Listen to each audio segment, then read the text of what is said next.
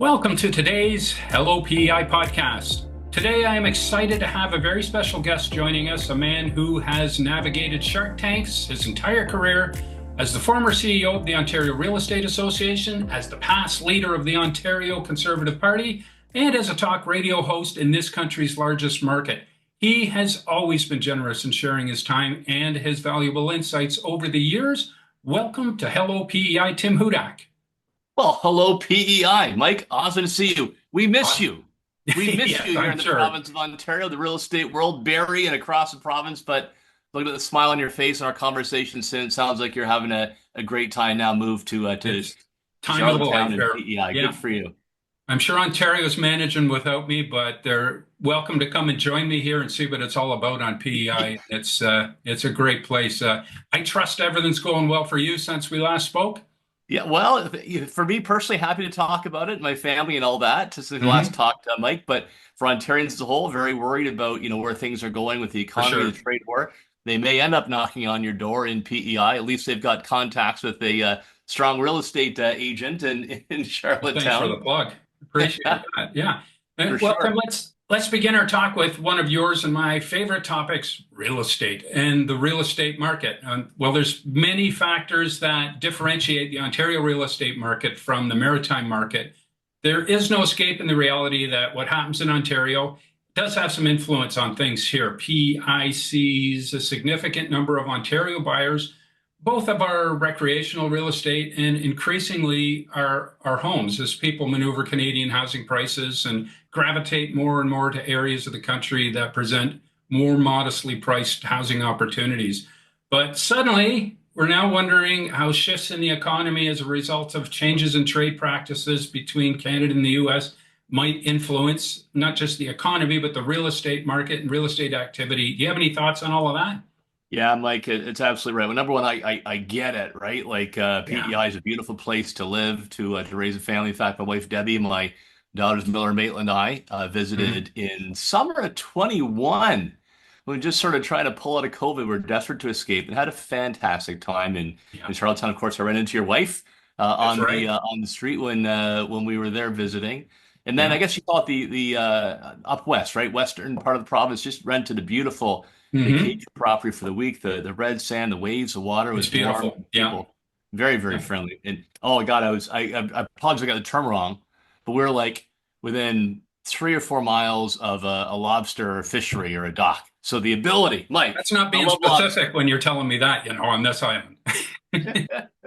If I'm ever on death row, and I'm not going to rule out the possibility, my Yeah. last meal would be seafood, shellfish, lobster. So for 4 glorious days in a Yeah. row, fresh lobster, my God, it was I beautiful. know. So I can get the appeal.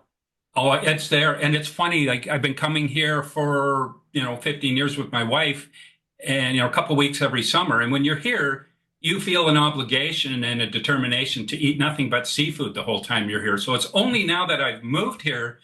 I woke up one day and I went, I guess I can have a steak maybe. I don't have to go, do the marathon seafood every time. So, Oh learning man. there is much more beyond even seafood here on the island here to eat. And too many temptations, I got to say. When you live in a city that sees over 90 cruise ships come through during the cruise ship season, restaurateurs line up to set up in this town, and there's great chefs and everything, and we're really enjoying that.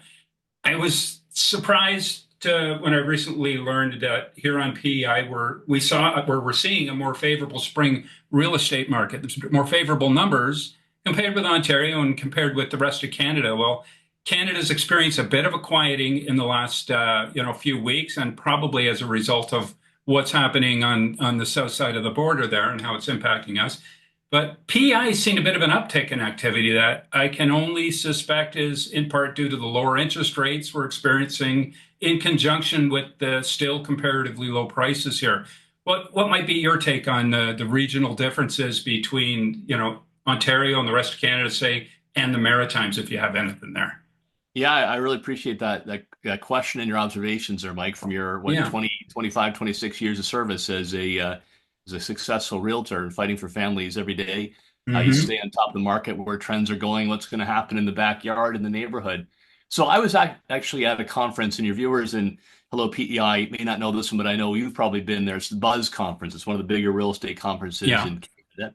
It was held in the Toronto area just a month ago. And it's funny, I told that story because as I prepared for the speech, you start early. I was thinking back in November, December for the Hmm. speech in early February that things were going to look up in 2025. Interest Yeah. rates were coming down. We have a lot of pent up demand from men and women and families who did everything right. They worked hard. They played by the Hmm. rules. They got their degree, their diploma. They got a decent job and saved up every buck, but they couldn't afford a home. Yeah. So Everything you was got lining this up. Yeah. exactly underlying demand and governments that are trying to do more in the various provinces to speed up the approval process, help get taxes down. So I thought, Mhm. 25 was going to be not a boom year like we saw, post COVID, but at least heading in a stronger direction. I'm Yeah. happy to hear that you're seeing more transactions and value in PEI. It's a no surprise. But Ontario, back home here, it's a different story. We Hmm. this the spring market they were all hoping for has not materialized, and I do think a Yeah. lot of that is because of the instability of President Trump, the threat of tariffs, and the trade war, particularly on the heavily Yeah. manufacturing areas in the province of Ontario. In fact, Hmm. I showed Mike, and you get this from your experience. I actually at that conference showed a graph in terms of the number of showings that were taking place. And Right. typically, as you know, when you hit the spring, more people are getting out, checking out homes, thinking about their purchase. But it was the opposite. It's like a roller coaster. Boom. Like it actually went down in Yeah. February, Yeah. March because of the uncertainty. Yeah. Hopefully, it's just people taking their time. And we saw this when COVID first hit too. Look, we all thought, oh, the market's just going to crash. Once people got their head around it and realized, well, we're still here, life still goes on, then the market started to take off again. I'd love to see the same thing is going to be the result here. But looking at the broader economy, Ontario's definitely taken a leadership role for the country in meeting the challenges of the Canada-US tariffs dispute. Should we see increasing tariffs on Canadian exports with our biggest trade partner in the US? How do you see that impacting? And we just sort of touched on that a bit. I guess the question within that is, do you think we've seen what we're going to see, or do you think we should brace ourselves for more? And how is Canada positioned? Are we resilient enough to weather the storm and perhaps change our trade models and who we trade with and what we trade? And will we be able to manage through this, you think? So the answer is, I think unfortunately it's going to get worse, Mike, before it gets better, but it will get better. And I'll come Mm, back to your second question in terms of, what Canada can do. Are we prepared for this? And I've got some thoughts when it comes to real estate. But let me get back to your first part. mhm. I mentioned a roller coaster earlier on. I think it's going to be like that roller coaster for Yeah. probably, 8 months to up to 12 months because it's going to be ups and downs. There's going to be twists and turns, and it's going to be kind of frightening. But at the end of the ride, I do believe we're going to hit flat track. I do expect we'll see some tariffs early on, not as bad. I mean, there's that old expression about President Trump that you need to take him seriously, you just don't need to take him literally. Yeah. So I don't Yeah. think it'll be as nasty as said, but it'll be an aggressive move because at the end of the day, he's a businessman. He looks for a transaction. So I do Yeah. think, and here's the number one thing, when you're confronted by a bully, you can't back down. So if we immediately caved in, he's just going to press for more. So I Yeah. think that the move that governments are taking, you mentioned Premier Ford, for example, Hmm. uh, retaliatory measures are necessary to stand up. I Yeah. don't think the Americans are going to talk to the president or their leaders until they start seeing some of the impact of the tariff war, lost jobs, higher prices, higher electricity or oil or gas. And then at the end of the day, and this is your livelihood as a successful real estate agent, we need to make a deal. Yeah. Ultimately, Negotiation's going to be key. Yeah. exactly. Ultimately, I think we can make a deal that will be good for Canadians and Americans alike and make North America a stronger place. I remain, despite this crazy world we're in, I remain an optimist, Mike. Yeah. How close do you think we are to seeing maybe some of our, especially in Ontario, where the bulk of the Canadian Ottawa industry is, Windsor, Oakville, Oshawa, Barrie, Alliston. Um, do you think those major players there are solid? They're in for the long haul through this, or do you think there's a chance they may pull up and head south, through this whole tariff thing if it continues on? You know, I after I left the Ontario Real Estate Association, the body representing Ontario's almost 100,000 realtors after 7.5 years, loved it, Mike. It was great working with you, leaders like yourself. You really gave back to the profession and the community. Decided Lovely. it was time for me to move on. So now at Council Public Affairs, it's a public affairs Hmm. company, outstanding company that's in Ontario and all the Western provinces, not in the East yet.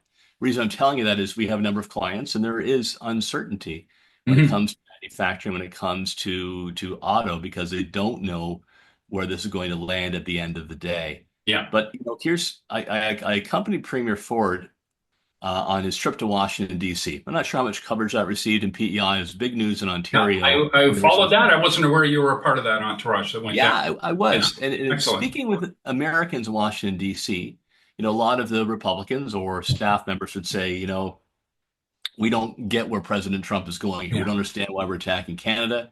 We should turn our collective trade guns on China. We don't Hmm. quite get what he's after, but they weren't willing to stand up. They were afraid of being primaried, and that means, losing their seat potentially. Yeah. Exactly. And then, secondly, they'd say things like, "We got to find a deal to put on the table, a compromise." To his credit, Premier Ford talked about this. He talked about Yeah. how we could, lower the red tape burden on both sides of the border to make things more affordable for families, invest in our energy infrastructure, pipelines for oil and gas, so we could, power our economies much more affordably, a stronger mutual defense, and an immigration system that, will welcome talent Yeah. to Canada and the States like it always has, but keeps the bad guys out who actually want to, Hmm. cause destruction in our communities. So he made a pitch, and his love for America, as much as love for Americans, as much as love for Canadians, made a very strong pitch, Mike, on how we can prosper on both sides of the border, bring costs down, and create more Yeah. jobs. I hope that's where we end up, and I Yeah. still remain And yeah. positive. Just going to say, so long as Trump's able to face the cameras and, hold something up and say, I won something here, that's all he cares about. It's got to be structured in a way that he sees some semblance of a victory in there, or at least can paint it that way. And He's that's, got tactful negotiation. It's just, let's talk a bit about your current venture. Let's get into a Sure. more positive realm here. You're now a consultant on advocacy and leadership, something you've had a lifetime of personal experience in, and certainly something increasingly important in our fluctuating Canadian political climate. Tell us a little bit about what you're up to these days. Yeah, well, sure. For those Hello PEI that may never heard of this Hudak fella, I was 21 years in provincial politics from the Niagara region. I will say that 21 years, Mike, is a longer sentence than they give you for Hmm. second degree murder. So I served my time. Yeah, I there you got go. out for good behavior. Yeah. I was leader of the Ontario PC party in the election Hmm. before Ford. I didn't win. Kathleen Wynne did, but Doug Ford won after that. And when I left politics, I still wanted to be involved in some mission that was really inspiring, that was, mattered to everyday Canadians. And I Hmm. really enjoyed working with the real estate world. In fact, during my time in politics, I was the minister responsible for regulating the real estate sector. Yep. So I worked closely with realtors. And I always had as part of my plan, a strong drive to help create more Canadian homeowners. Just that Hmm. value, great Canadian value of homeownership that strengthens communities and neighborhoods. Yeah. So when I had a chance to become CEO of the Ontario Real Estate Association, I leapt at it, retired from politics, and got to work with folks like you to get more homes built that average people can afford, help get taxes down, and to build stronger middle class by making sure more people get a great place to call home. And you and I Hmm. work together on this too, raising the bar when it comes to professional standards to make Yep. sure that realtor at your side has the highest standards and best education. Hmm. And if they mess up, a disciplinary body to be leaders in North America. Hmm.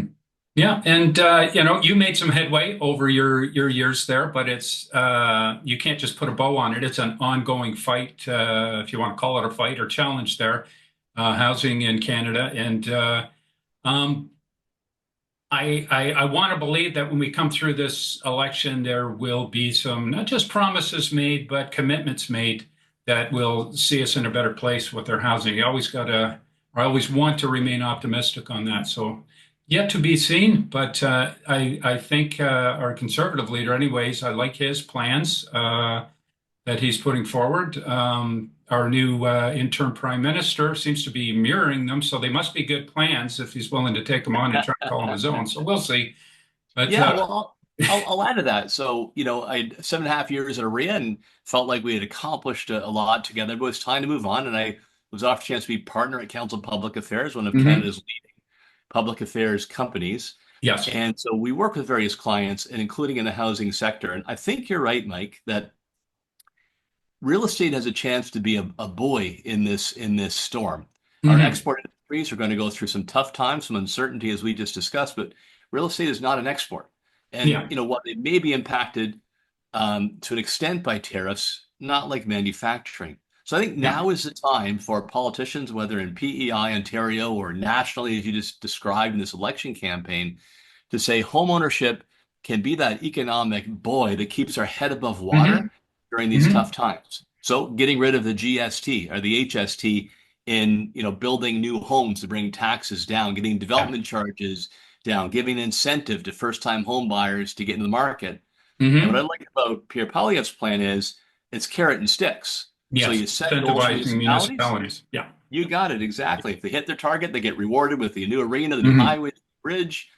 But if they Yeah. don't, Mike, you've Yeah. got Well, to actually then take action. that's where it lies, and I think we're safe to say our best days are still ahead of us here as a country here, and politics and corporate management have certainly prepared you for your current role. Additionally, you and your wife Deborah, you're no strangers to talk radio, each with shows on CFRB in Toronto. Deborah's still got an afternoon show. I try to tune in when I remember to, and I enjoy listening to her. So I got to ask. It's just a cutesy question here. What's morning coffee table talk like in your household there with two seasoned radio professionals? Is it like the round table at CNN or? Yeah, it can be sometimes. It can be sometimes. Yeah, for viewers at Hello PEI, my wife's a radio talk show host on News Talk 1010. You can stream You it can again, News stream it Talk here. Yeah, 1010, good stuff. afternoons 2 to 4. And so what's the morning like? Well, to let you in on a little bit, so well, I'm up usually pretty early, about 5:30, and just trying to get work out of the way. And Deb's similarly preparing for her show. So it's kind of like a library at first. It's quiet. We got the Hmm. coffee going. We're both reading through, and then we start talking about the issues. And then Deb will bounce off some show ideas. I'll suggest some, or I do some commentary as well. And Yeah. we agree most of the time, but sometimes we have some very spirited debates. Although when I ask my friends, Mike, they usually say Deb was right. Well, of course, yeah. But it's just, I mean, in all of this, you still manage time to wear the hat of dad, husband, and grill master. So I got to ask, how are your girls doing? I mean, I remember when they were like just tiny little things. How old are your girls now? Oh, thanks for asking, for sure. Well, yeah, you remember Miller when she was just an infant when I was in Yeah, politics. She's now 17 and 17. heading, I I was know, thinking you might say 12. No, heading 17. off to Okay. college, heading off to college in the fall. She wants to be an early childhood educator. Wow, Very that's incredible. compassionate young woman, loves working with kids, especially kids with special needs. So she knows what she Yeah, wants to do. I'm proud of her. But I Mike, I'm bet. gonna miss her. Walking by the bedroom, be able to see her at night or first thing in the morning. I'll miss her when she's gone. And then Yeah. Maitland is the 11-year-old, and Hmm. she's a little basketball star. So quick thing on Maitland, she plays in a mixed basketball league, but it's 99% boys. But she Wow. holds her own. She runs them over. She blows by them to do a layup. So that makes this dad, who is a high school basketball player at best, super proud. Excellent. And I got to do a little plug there. Your youngest there is at the perfect age for an Anna Green Gables field trip. So, you have any plans to revisit PEI anytime in the future? Would love to. So of course, right? We did visit Yeah. Anne of Green Gables. It was when we were coming out of COVID. So Anne had a COVID Mhm. mask. She had a mask on, so it wasn't quite the same. But we had to do that back Yeah. in the day.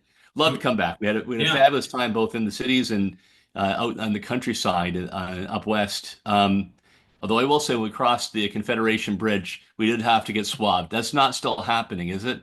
Oh no, no, that ended quite some time ago. But they just Otherwise, it they was did. perfect.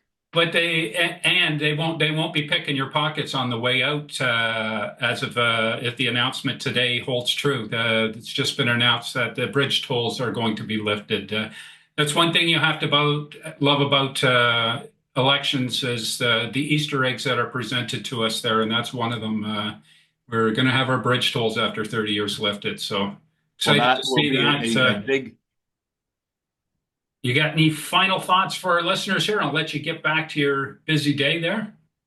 Yeah, it'd certainly be a big relief to families there, right? From paying that toll Yeah, for sure. going across the bridge. So I'm happy to hear that commitment. Look, I'll part with three things. Number one, I do think that our cultural and economic bonds with the state are so strong that we will sustain. The roller Hmm. coaster will happen, With bumps, the people, but for people are sure. actually going to win, and hopefully get to a better place with maybe a stronger defense and more competition and choice within our own borders and a Hmm. better energy policy. Number two, one thing I always enjoyed in real estate is the best time to invest in real estate was yesterday. Then the Yeah. best time after that is probably today, and I'm happy to hear that things are looking good in Prince Edward Island. To Hmm. say we're not making any more of it, Mike. So my experience has been always a smart long-term investment. There's no place like home. And the third, you should always look for a realtor who's going to fight for you, who knows the neighborhood, who's got experience in the business. This is the Yeah. biggest financial choice that many of us will ever make Yeah. in our lives. Don't leave money on the table. Work with a strong professional real estate agent like Well, you. those are sound words. I appreciate that. Thank you very much, Tim. And thanks for doing the show today, Tim. I'm Mike Montague, and thank you for tuning in. I'm with Remax Charlottetown. Thanks for listening to Hello PEI, and we can't wait to do it again.